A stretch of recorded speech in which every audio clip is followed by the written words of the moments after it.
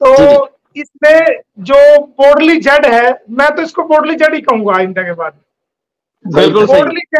बोडली Z ने कहा कि भाई ये कौन है मोमिन मलिक, कौन है मोमिन मलिक? ये है मोमिन मलिक जिसने तेरे तेरे खानदान की, तेरी और तेरे मुंह बोले भैया की और तेरे एरिया की सारी नींद हराम कर दी है। इसका नाम है मोमिन मलिक। अब दिख रहा है ना चारों तरफ मोमिन मलिक, मोमिन मलिक। ये है मोमिन मलिक। ये शुरू में फर्स्ट डे इसने बयान दिया था कि कौन है मोमिन मलिक, हम तो जानते नहीं। ये है मोमिन मलिक। आगे समझ में कौन है मोमिन मलिक?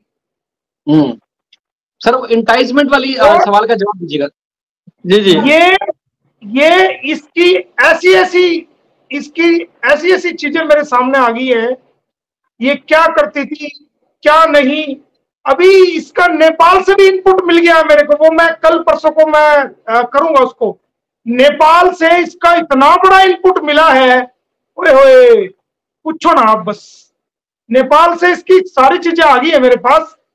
इसका जो भी इसका सिस्टम था वहां, वो मैं आपके चैनल पे नहीं बताऊंगा, उसको मैं अलग से कहूंगा। हाँ, अभी सिर्फ इतना कि आपके लीगल सवालों का जवाब दूंगा मैं। तो वो सारा सिस्टम आ गया है, इसको पता। ये जानबूझ के इस तरह के बयान दे रही है। इसको पता है कि चारों तरफ इसकी थू थू हो गई है, पूरे भारत में इसका पता लग गया है। हमारे भारत की बहनें, माएं, बेटियां, ना केवल हमारे भारत की बल्कि दुनिया की तमाम मुल्कों की जो बहनें हैं, तमाम मुल्कों की जो बेटियां हैं, और हमारे जो इंसानियत के मानने वाले भाई हैं, चाहे वो किसी का भी मुल्क का है, कहीं दुनिया के किसी हिस्से में बैठा है, वो सब इसको समझ चुके हैं। और जब आदमी बेहिस होता है, हो जाता है ना, बेहिस हो गया कोई इंसान, उसको जिसकी इज्जत एक बार सरेआम जो है वो दुनिया के सामने पता लग जाए कि क्या है, तो वो इंसान फिर बेहिस हो जाता है। एक इंसान को आप जब मारना शुरू करते हैं ना, तो एक स्टेज वो आती है कि उस पर दर्द होना बंद हो जाता है उसको मार मार के। तो इसकी हमने नहीं, दुनिया के लोगों ने, इंसानियत के मानने वाले लोगों ने इसको आईना दिखाया है। और जो इसका आईना दिखाया है उसमें इसकी सारी दुनिया के सामने बेइज्जती, हमने बेइज्जती नहीं की, हमने सिर्फ आईना दिखाया दुनिया के लोगों ने कि ये तेरा आईना है।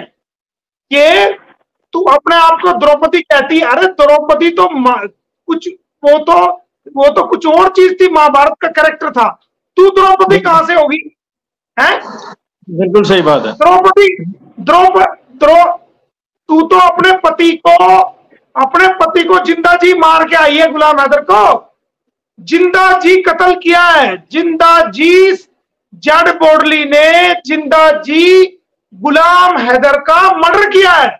He sees a murder in the eye of the society. समाज के अंदर हमारे जो है, हमारी सोसाइटी के अंदर, सभ्य समाज के अंदर, जो रिस्पेक्टिव समाज है, जो हमारी भारत की भाषा में सभ्य समाज है, उस सभ्य समाज के अंदर she is murder. She has already killed her real husband. She has not only killed her husband, but she has also defamed in whole world. सारी दुनिया में उस बंदे को, इस औरत की वजह से मैं सलूट करता हूं उसकी हिम्मत को, गुलाम हैदर की, उसकी मैं किस हिम्मत से वो बंदा जी रहा है और सच्चाई के साथ खड़ा है और अपनी इंसाफ की लड़ाई लड़ रहा है। उस इंसान को पूरी दुनिया में जलील करने का कारण जो है वो ये औरत है। बिल्कुल सही बात। ये बात करती है जी, मुझे ये कहता है मोमिन मलिक, मुझे वो कहता है, मेरे सिंदूर पे ये कोई करता है, मेरी बिंदी पे ये करता है।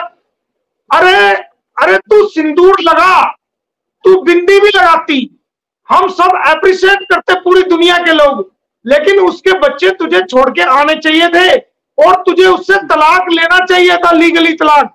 फिर चाहे तू अब इतना चौड़ा बिंदी लगा रही है, तू चाहे इतना चौड़ी बिंदी लगा ले, हमें क्या फर्क पड़ रहा है? सारी दुनिया के लोग तुझे अप्रिशिएट करते। मैं खुद तुझे तेरा, अगर तू भारत में चलो आ भी गई थी, अगर तू तलाक लेके आती, उसके बच्चे उसको दे के आती, उसका घर बेच के ना आती, जो उसकी रकम थी उसको बैठ के कहती भाई तेरी मेरी नहीं बन रही। यार पूरी दुनिया में तलाक होते हैं, किसके तलाक नहीं होते? 17 साल के बाद भी, 20 साल के बाद भी तलाक हो जाते हैं, लेकिन दोनों फरीक, दोनों पक्ष बैठ के बात करते हैं, शराइत तय करते हैं, कंडीशन रखते हैं, भाई आप ऐसा करोगे मैं ऐसा करूंगा। तो आप रखती ना, अब उसका घर क्यों बेच के आई हो धोखे से? उसका घर उसको देती, उसके जो पैसे 3 लाख लाई हो उसको देती, जो उसका कंगन है, गहना है, जो उसका सामान है घर का। ईमानदार अगर आप होती तो उसका सामान सौंपती, ले भाई ये ईमानदारी से आपका घर है, ये ईमानदारी से आपने जो मुझे दिए, आपने जो मुझे सोने चांदी का जो भी दिया, ये आपका सारे ऑर्नामेंट्स है और ये घर का सामान है, ये आपकी जमा जो 3 लाख आपने भेजे ये वो है, ये ताला, ये कुंजी है, ये अपना सामान पकड़ो। जो जमा जो खो है, जो भी है, जो भी प्रॉपर्टी है, लो जी जो भी मेरे नाम है ये आप पकड़ो, और आपके मेरे विचार नहीं मिलते, ये अपने बच्चे पकड़ो और मुझे फारिग करो जनाब, और मैं जा रही हूं वहां इंडिया में फला आदमी के पास। तो यकीन माने वकील साहब, ये जो ना बू बोल भैया तो बाद में आया है, मैं खुद खड़ा होकर इसकी मदद करता। बिल्कुल सही बात, बिल्कुल सही बात। इसकी ये ईमानदार कहां से है? इसकी बेईमानी तो शुरू से ही है। बेईमानी करके इसने घर बेचा, 18 लाख का 12 लाख में बेच दिया। बेईमानी करके घर का सामान इसने बेच दिया, कुछ इसने बांट दिया। बेईमानी करके जो 3 लाख पे रिपेयर के थे वो लेके आ गई, उसका गहना लेके आ गई, सब कुछ बेच बाच के इसने पाकिस्तान से भी जो सचिन को पैसा बेचा, पाकिस्तान से दुबई बेचा, दुबई से इंडिया में बेचा इसने, हमें जो पता चला, और इसने दुबई से भी इसको पैसा बेचा। तो ये हैदर की कमाई, हैदर की जो रात दिन वो हैदर रात दिन 3 शिफ्ट में काम कर रहा था, उसकी गाढ़ी कमाई को इसने कैसे लुटाया है आप देखो ना। तो ईमानदारी कहां है? शुरू से ही बेईमानी है इसके अंदर। और भारत में आने के बाद गुलाम हैदर को कहती है कि कुत्ता। कौन महिला ऐसी है जिसने 4 बच्चे पैदा किए हो और उसको कुत्ता कहेगी? वो बताओ आप। उसको कहती है मैं तो थूकना भी पसंद नहीं करता। अरे वो इंसान है कि आपने कुछ टाइम पहले उसकी स्टेटमेंट देखी होगी, अब आकर के तो उसका मन बिल्कुल खट्टा हो गया, लेकिन कुछ टाइम पहले आकर के उसकी स्टेटमेंट आपने देखी होगी। उस बंदे ने इतना होने के बावजूद भी ये कहा कि सीमा कोई बात नहीं, जो गलती है तू गलती जो होगी तू गलती को सुधार के तू बच्चों के लेकर वापस जा। कहा कि नहीं कहा? सर मैं आपकी मेरी इस बात पे बात हुई थी, आपकी और मेरी इस बात पे भी बात हुई थी कि यार ये क्या बात कर रहे हैं। बिल्कुल बात सही पड़ी। हम सब ने उसका विरोध किया कि तू क्या कर रहा है, ये तेरी बेइज्जती कर रही है तू, लेकिन उस बंदे ने फिर भी कहा ना। तो वो इंसान है, उसके दिल के अंदर इंसानियत बसती है, वो फरिश्ते के रूप में एक इंसान है वो बंदा। और उस बंदे को कह रही है गुलाम हैदर को कि ये वहां पर भारत के खिलाफ एक्टिविटी करता है, ये कह रही है कि वो आतंकवादी है।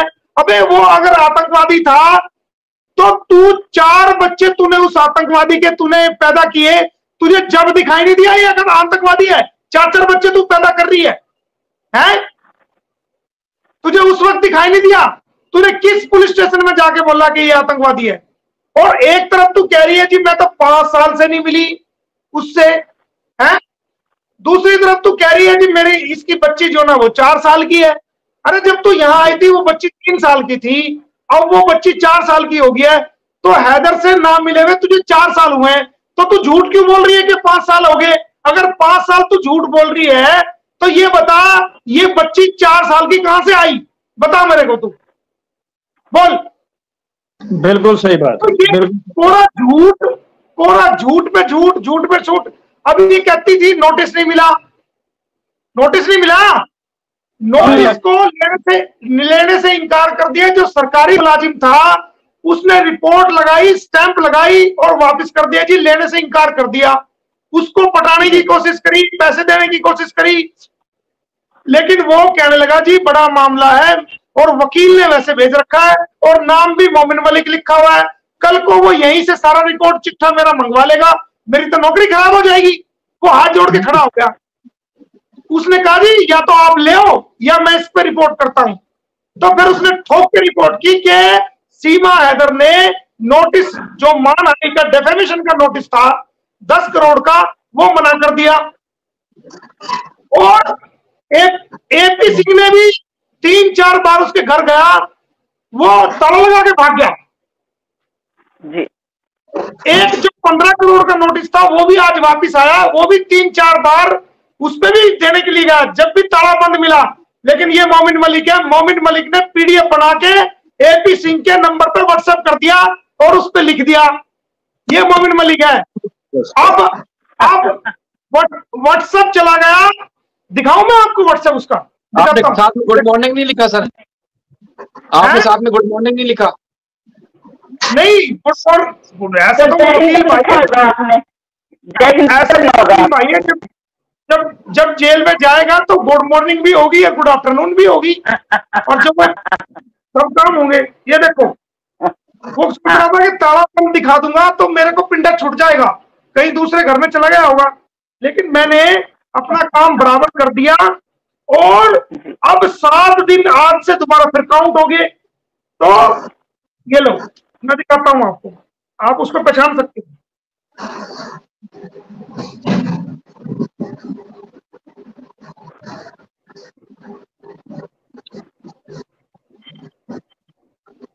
ये लो,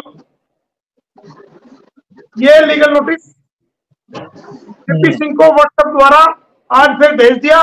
और ये व्हाट्सएप पे उसकी फोटो लगी हुई है, ये देख लो सर। ये तो नंबर भी शो हो रहा है, एपी सिंह का नंबर भी शो हो रहा है, सारा चीजें नजर आ रही हैं। आप एक चीज देखें सर कि ये तो फिर जानबूझ नंबर, इसका नंबर तो छुपा देता हूँ, ये देख लो। हाँ, ये पाकिस्तानियों के साथ बैठ के पब्लिक कर दिया आपने नंबर। ये नंबर पूरी दुनिया में है, इस नंबर को छुपाने की जरूरत नहीं है, ये नंबर तो वैसे भी पब्लिश है। अच्छा सर, आप एक चीज, वो तो नेट पे पड़ा हुआ है, कोई भी ले सकता है, नेट पे पड़ा हुआ है। तो ये बताओ, ये डाल तो हम 5-5, समझिए, राइट, ये डाल तो हम 5-5, ये एपी सिंह तो हम मोमिन मलिक, कम हम भी नहीं है, कम नहीं है, इसका सामना मोमिन मलिक से है। सामने आके कोर्ट, ये छिचोरी हरकतें, अगर कहीं भी मेरा लाइव देख रहा हो तो सुन मेरे भैया वकील साहब, हमें अच्छा नहीं लगता रोज रोज हम आपकी गोभी खोदे नेट पे आके, अच्छा नहीं लगता। आप हमारे वकील साथी हो, आज भी मैं आपको कह रहा हूं, लिटिगेशन आप हम पे 100 मुकदमे डाल दो, हम जवाब देंगे, कोर्ट में पेश होंगे, कोई दिक्कत नहीं। हम आप पे 10 मुकदमे डाल दें तो आप उन 10 मुकदमों का भी जवाब नहीं दे पा रहे, आप पे 100 डालो, हम 100 मुकदमे का मोमिन मलिक जवाब देगा आपको, और डट के खड़ा होगा कोर्ट के अंदर, और गवाही भी कराएगा और जवाब भी देगा और हर चीज का जवाब देगा। आपसे हम आप पे 10 भी डाल दे तो आप पे उन 10 का जवाब नहीं दिया जा रहा। ये छिचोरी हरकतें छोड़ दो जनाब, हमें बदनाम कर दिया, हमें, अरे बदनाम जमाना तो तुम पहले से हो, जेड बोर्डली बदनाम जमाना पहले से, तुम्हें बदनाम को, कोयले को कोई काला कर सकता है?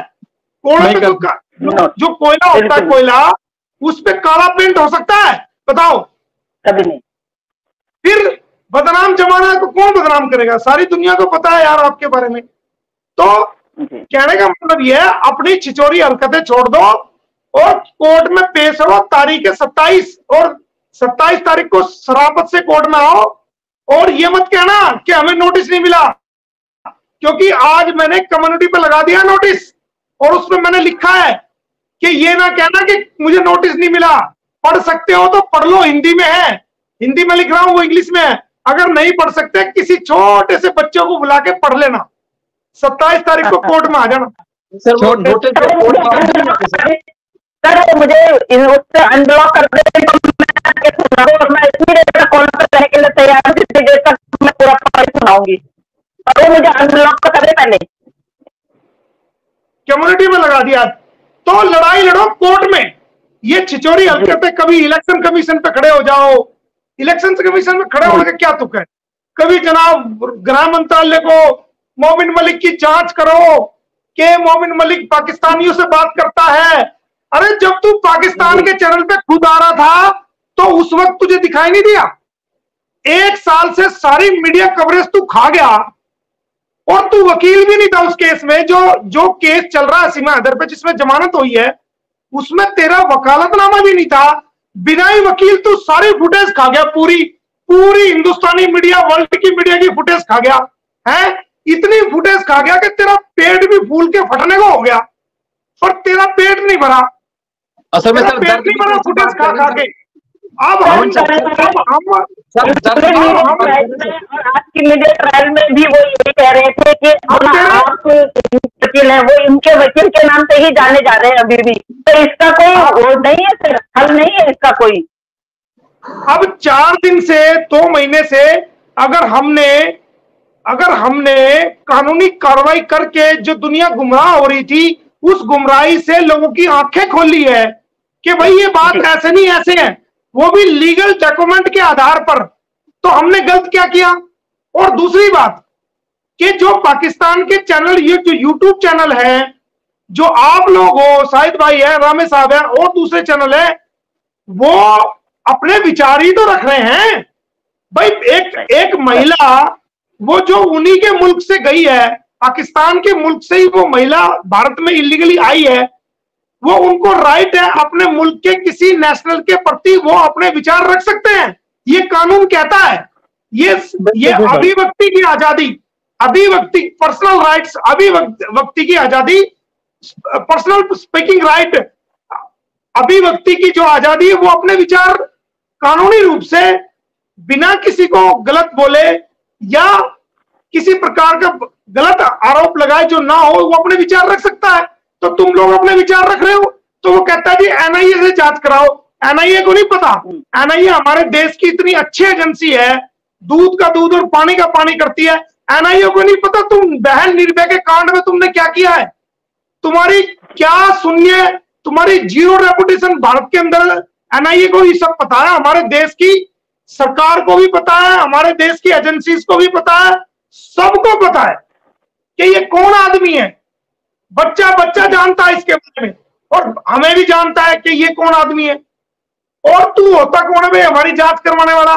जब हमारी उम्र 50 साल के लगभग अब होने जा रही है, तो ये बताओ कि आज तक हमारी जांच ही नहीं हुई। जिस आदमी के पास कम से कम जो है 50 साल, जिस जैसे आप कह रहे हैं कि मैं आपके बेटे के बराबर हूँ, आप मेरे को कैसे गलत बोल सकते हैं? मैं सिंदूर क्यों नहीं भरूं, मैं मांग क्यों नहीं भरूं, मैं यहाँ पे शादीशुदा हूँ। हाँ, शादीशुदा प्रूव करते, तू मुझे तलाक के कागज दिखा दे, जा सारे मुकदमे में वापस कर दूंगा। हमने भी यही मांगा, हमने भी यही मांगा। गुलाम हैदर से तू मुझे डिवोर्स प्रूव कर दे, कोर्ट के बाहर प्रूव कर दे, या कोर्ट में मैंने बुलाया है कोर्ट में प्रूव कर दे। जिस दिन तूने गुलाम हैदर से कोर्ट की डिवोर्स प्रूव कर दी, सारे मुकदमे वापस कर दूंगा। बता और बोल। लेकिन किच्चड़ उछालेगी तू, किच्चड़ उछालेगी, या हमें दबाने की कोशिश की जाएगी या मुद्दे से भटकाने की कोशिश। ये प्लान क्या था, ये मैं प्लान बताता हूं वकील साहब। ये प्लान क्या था आपको भी शायद नहीं पता। ये पूरा प्लान जब इनको चारों तरफ से घिर गए, इधर से इनकी इंक्वायरी चल रही है फरीदाबाद, इधर से इंक्वायरी चल रही है इसकी दोनों दूसरे पुलिस स्टेशन में, और कोर्ट नोटिस भेज रही है इनके पास, डिफेमेशन सूट फाइल हो गए 3-3, इधर फैमिली कोर्ट ने बुला लिया, उधर 156(3) लगी, और मजीद कार्रवाई है। मुझे जो कहा मैंने भी अपनी कार्रवाई कर दी अलग से। तो जब इन्होंने देखा और मीडिया ने इनको इनकी हकीकत दिखानी शुरू कर दी, जो देश के हमारे लोग हैं, जो हमारे कमेंट करने वाले, लाइक करने वाले, जो हमारे व्यूवर्स हैं, जो गुलाम हैदर को इंसाफ दिलाना चाहते हैं, हमारे भारत के लोग या दुनिया के कहीं भी लोग, उन्होंने कमेंट्स करने शुरू कर दिए। जब इन्होंने देखा कि इनकी ऐसी बेइज्जती हो रही है, तो इन्होंने ये देखा कि भारत के अंदर कौन ताकत ऐसी है जिसके दम पर गुलाम हैदर जो है वो अपना दावा कानूनी रूप से पेश कर रहा है। तो कानूनी रूप से जिसके दम पर पेश कर रहा है, वो तो आवाज तो पूरा हिंदुस्तान उठा रहा है, आवाज तो हमारे भारत के यूट्यूबर भी उठा रहे हैं, आवाज तो हमारी माताएं बहनें जो है वो सब उठा रहे हैं।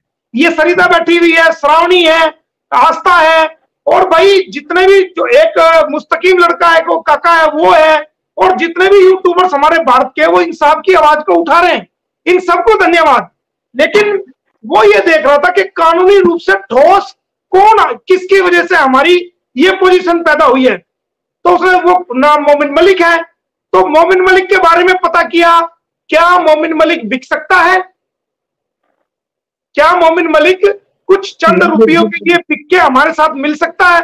तो जब उनको पता चला कि मोमिन मलिक तो ऐसा तुम्हें 100 बार खरीद के 100 बार तुम्हें आजाद कर सकता है। बिल्कुल सही बात। तो तुम्हारी औकात नहीं, तुम्हारी औकात नहीं है। सुई से लेके बड़ी से बड़ी चीज जो तुम्हारे घर में है, उसको मोमिन मलिक 100 बार खरीद के 100 बार फ्री कर सकता है लेके, और वो भिखारियों को दान कर सकता है। लो कर दिया, वो तो मोमिन मलिक की औकात है। और आप कहते हो कि अब तो खरीद तो सकते नहीं। अब उसके बाद क्या रास्ता बना कि इसको डराओ। जब डराने के बारे में पता चला कि ये कौन सा वकील है, ये वकील नहीं है, ये वकील के साथ साथ और भी कुछ दम रखता है, तो वो डराने का सिलसिला खत्म हो गया। जब डराने पे भी इनकी बात नहीं बनी, तो इसने देखा कि भाई इसके पीछे कौन है, क्या ताकत है। तो इन चार, ये भी भाई हम 4 आदमी भेज दें, हमला करवा दें, गोली चलवा दें इस पे, या कुछ ऐसा कर दें जिससे ये डर जाए। लेकिन जब इनको पता चला कि भाई हम इसको डरा भी नहीं सकते, इस पे हमला नहीं करवा सकते, क्योंकि राम साहब इनके दिमाग में थी कि इसका पीछा करवाओ और देखो कि इस पे 2-4 गोलियां साइड में चलवा दो और इसको जो ना डरा दो, धमका दो। तो 1 आध गोली इसकी 2-3 इसकी गाड़ियों में भी लगेगी, इधर उधर लगेगी, बच गया, ठीक है, लगी, ठीक है, तो इसको डरा दो, इसके घर के बाहर फायरिंग कर दो, फार्म हाउस पे फायरिंग कर दो, या जो पुराने जहां जाता है कोर्ट के चैम्बर के बाहर फायरिंग करा दो। तो देखा कि यार ये तो मसला ही कुछ और है। सही बात है। यहां से आप 1 गोली चलाओगी तो ये वापसी में पता नहीं कितनी जो ना चाय के कप वापिस आएंगे। ये इनको हो गया ना कि अगर आप 1 गोली चलाओगे तो उधर से तुम्हारे एहतराम के रूप में, तुम्हें रिस्पेक्ट के रूप में, कम से कम अगर एक आप गोली चलाओगे तो तुम्हें वो कम से कम दूसरी साइड से 50 चाय के कप तुम्हें मिलेंगे। लोग चाय पियो जी, ब्रेड के साथ मिलेंगे, लो ब्रेड खाओ, हम तुम्हारा स्वागत करते हैं। उनको पता है कि कौन है ये। सही बात। तो उसके बाद जो देखा कि यहां भी काम नहीं चलेगा, फिर इन्होंने बदनाम करने की कोशिश करी। जो पुराने दुश्मन थे, जिनको मैंने जेल कराई हुई है, जिनके लड़के को 20-20 साल की कैद कराई हुई है, वो सब इकट्ठा हो गए। वो कहते हैं जी ये देखो इस पे FIR है। FIR क्या थी? वो मेरे ऊपर हमला हुआ, उस दिन मैं अकेला था। बिल्कुल सही बात है। मेरे ऊपर हमला हुआ, हमने डिफेंस किया, मैं हॉस्पिटल चला गया, पीछे से जो है ना वो दूसरे जिनको पता चला वो आगे। अब वो आगे तो आपको पता ही है, फिर तो रिएक्शन ही होता कहीं ना कहीं। दोनों तरफ से FIR होगी। वो सिर्फ जो FIR है वो मारपीट की, 323-24 की मारपीट की, और मतलब लड़ाई झगड़े की मारपीट की है, उसके अलावा कुछ नहीं है। और वो भी हमने कोर्ट में चैलेंज की हुई है कि जनाब चोट तो हमें लगी, नुकसान तो हमारा हुआ था और हम अकेले थे, ये तो फर्जी हुई है, तो हमने उसकी कोर्ट में चैलेंज की हुई है। और हमने ही केस डाले हुए उनके ऊपर, हमने ही पता नहीं कितने केस डाले हुए हैं। भारत में आज तक कहीं भी दुनिया की अदालत में मोमिन मलिक के खिलाफ एक भी मुकदमा पेंडिंग नहीं है जो मेरे खिलाफ मुकदमा हो। मैंने तो वोट डाल रखे हैं सबक सिखाने के लिए। जो बदमाश लोग हैं या जो इस तरह के लोग हैं जिनसे इंसाफ की, जो लोगों का हक मारते हैं और इंसाफ की लड़ाई में, मैंने तो वोट डाल रखे हैं। और इसलिए लोग परेशान है कि ये काबू नहीं आता। मेरे खिलाफ भारत की किसी अदालत में एक भी मुकदमा पेंडिंग हो तो मोमिन मलिक वकालत छोड़ देगा। एक भी मुकदमा पेंडिंग हो तो एक भी दिखा दो। सही सर। अच्छा, मुझे एक भी मुकदमा पेंडिंग नहीं, एक भी मुकदमा पेंडिंग नहीं है। वो कम्युनिटी में लगा रही है वो एफिडेविट है, मैं भी लिख के दे दूं शाहिद के खिलाफ एफिडेविट, कल को पोस्ट कर दूं। एफिडेविट पे भी मेरे उस एफिडेविट के खिलाफ 420 की कार्रवाई की हुई है। झूठा एफिडेविट देना 420 की कार्रवाई की हुई है। मैं तो इतना ऐसा वकील हूं शाहिद भाई, बड़ी बड़ाई नहीं करता। अगर कुछ सुई के नोक के बराबर भी कोई क्राइम कर दे ना तो मेरा ऐसा दिमाग है, सुई के नोक के बराबर भी क्राइम करने पर मैं उसके खिलाफ कार्रवाई करता हूं, ऐसा हूं मैं। और इसीलिए मेरे से परेशान है जो दुश्मन लोग भी है, वो परेशान ही हुई है कि यार हम जरा सा कुछ करते हैं, अगले दिन नोटिस आ जाता, हमें अगले दिन हम पे कार्रवाई हो जाती है। ये काबू क्यों नहीं आ रहा? बिल्कुल सही बात, कैसे नहीं आ रहा? बिल्कुल ये रीजन सबसे बड़ा। आपके 5 मिनट रुको, मैं मुझे भी जाना है। गुलाम, आपके चैनल से बता रहा हूं, गुलाम हैदर के बच्चों की सारी कार्रवाई, उसकी जितनी भी लीगल कार्रवाई हो सकती थी, मैं बहुत पहले कंप्लीट कर चुका। ये तो जो एपिसोड इसका रिप्लाई देना, ये देना, ये तो चलो पर्सनल अटैक किया, मैंने दे दिया रिप्लाई। लेकिन मैं आपको बता दूं, सबसे ज्यादा मैं सीरियस जो हूं वो गुलाम हैदर के बच्चों को लेकर था शुरू से ही। बट मैंने शो नहीं किया, मैंने कार्रवाई कुछ और दिखाई है और कार्रवाई दूसरी मैंने कोई और की है, वो बच्चों के लिए मैंने की है। गुलाम हैदर जैसे ही आएगा उसके बच्चों को मैं उसको दिलाऊंगा, दुनिया की कोई ताकत उसके बच्चों को दिलवाने से नहीं रोक सकती, चाहे वो कोई सा भी कोई भी हो, कोई दिक्कत नहीं। सीमा के साथ इसका, जेड बोडली के साथ इसका भैया अड़े, जो मर्जी अड़े, गुलाम हैदर के बच्चों को भारतीय अदालत, जो इंसाफ पसंद अदालतें हैं, भारत की सरकार भी इंसाफ पसंद है, वो इंसाफ मिलेगा।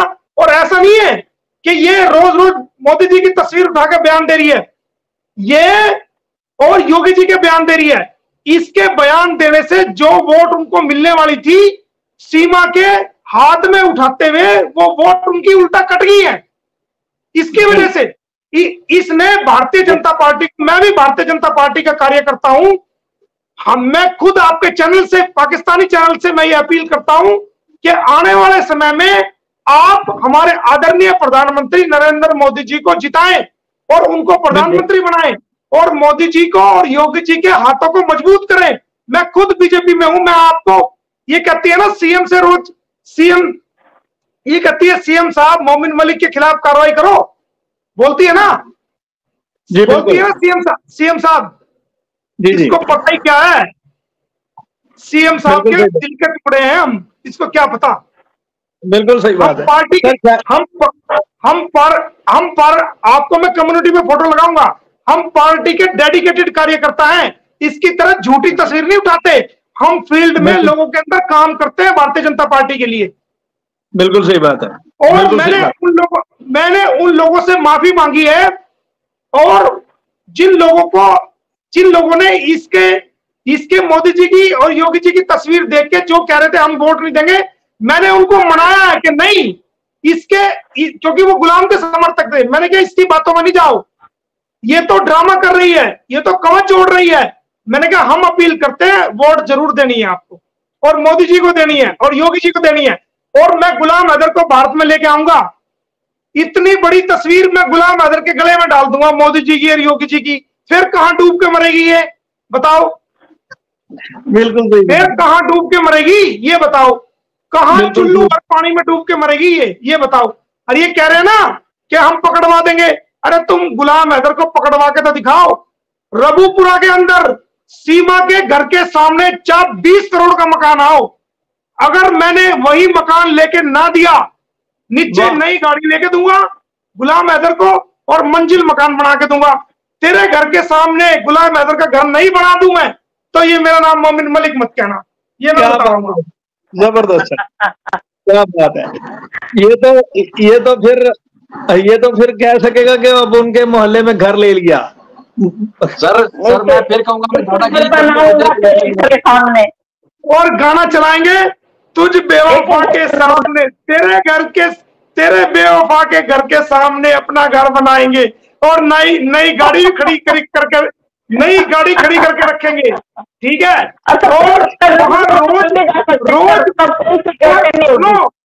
और रोज क्या काम करेंगे? रोज जब उस घर का उद्घाटन करेंगे तो बेहतरीन से पूरे रबूपुरा की दावत करेंगे, और रबूपुरा की दावत मुसलमानों की अलग, जो चिकन खाना चाहेंगे उनकी चिकन की अलग होगी, नॉन वेज की अलग होगी, और वेज खाने वालों की अलग होगी। जो जैसा खाना चाहता है वो खाए, कोई चिकन खाता है चिकन का खाए, कोई शाकाहारी है तो शाकाहारी खाए, और रोज दावत करेंगे और वही छाती पे रख के रोज मूंग दलेंगे। हम बताएंगे कि कैसे कानूनी बदला कैसे होता है। आप करो ना बेवफा, तो पूरी दुनिया के सामने दिखा देंगे हम इसकी हकीकत। किसकी छाती में करेंगे? वो तो जेल से जाएगी जज बोली। अरे जेल करा देगी तो जेल से जमानत भी तो करवाऊंगा। अगर गुलाम हैदर को वो जेल करा देगी तो जेल से, हाँ जेल करा के मैं भी तो जमानत कराना जानता हूँ, जमानत करा के वहीं रखूंगा। और बता, और रोज बच्चे और रोज गुलाम हैदर की लाइफ तो वैसे भी इसने खराब कर दी। गुलाम हैदर के पास तो कुछ बचा नहीं, ठीक है। आज वो पूरी दुनिया के सामने जलील हो रहा है, उसके पास क्या बचा? कुछ नहीं बचा। तो वो वहां रहेगा, रोज बच्चे आएंगे अपने बाप के पास, रोज मिलेंगे, वही रहेंगे। कोर्ट की परमिशन कराऊंगा, बच्चे भी इसके पास रहेंगे। फिर दुनिया देखना कि दुनिया ताली बजाएगी कि हाँ वाकई कोई बैठा वकील। आ ना तू हमारा मुकाबला कर, तू कीचड़ उछाला हम पे।